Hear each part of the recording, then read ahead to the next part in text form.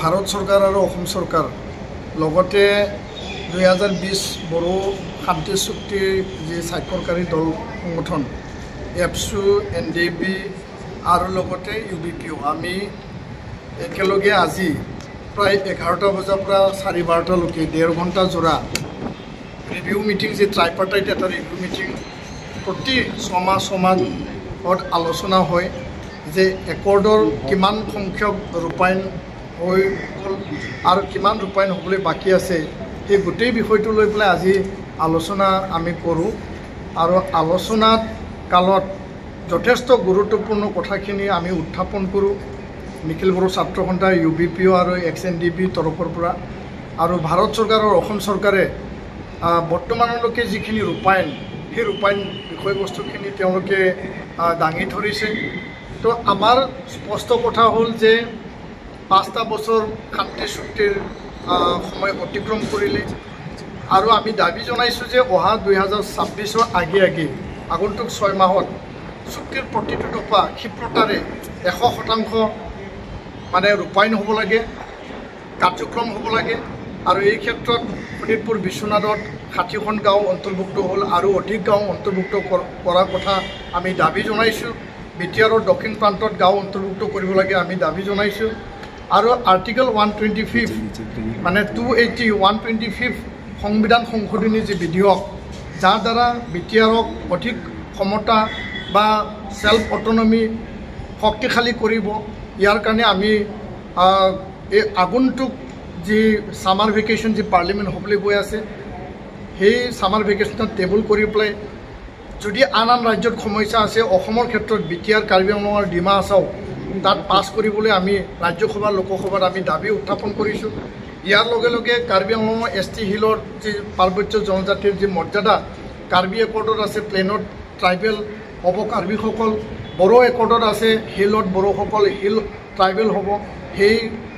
দীঘলীয়া এটা সমস্যা সেইটো অতি সোনকালে সমাধান কৰিব লাগে বড়ো কছাৰী ৱেলফেয়াৰ অট'নমাছ কাউন্সিলত গাঁও অন্তৰ্ভুক্ত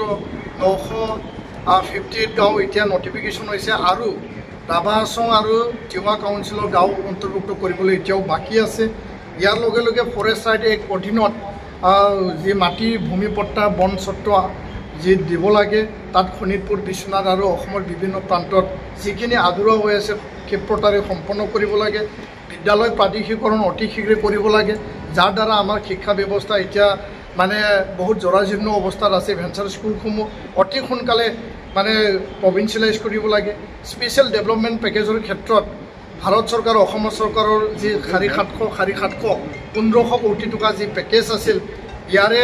প্ৰায় পেকেজবিলাক ফাইনেন্সিয়েল এপ্ৰুভেল দিয়া হৈছে AA প্ৰদান কৰা হৈছে কিন্তু আমাৰ দাবী যে উপেন ব্ৰহ্ম নামৰ কেন্দ্ৰীয় বিশ্ববিদ্যালয় NIT মানে এই দাবী আছিল আমাৰ আৰু নেৰিমছৰ দাবী আছিল ৰাজীৱ ইন্দিৰা গান্ধী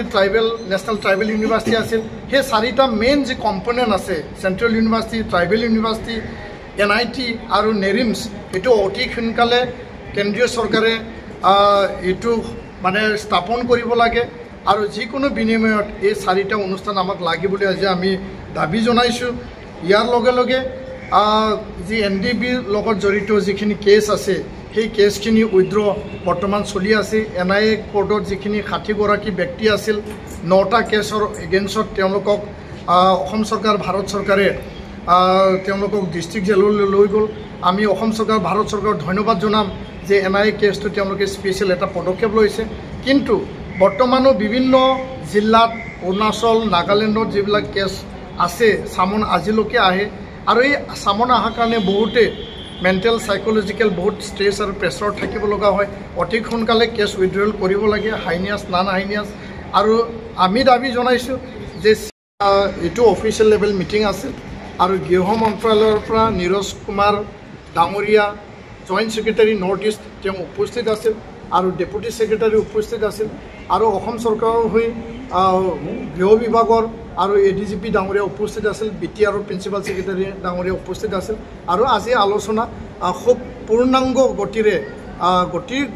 প্ৰতিটো দফাৰ ওপৰত ৰিভিউ কৰা হয় সেইখিনি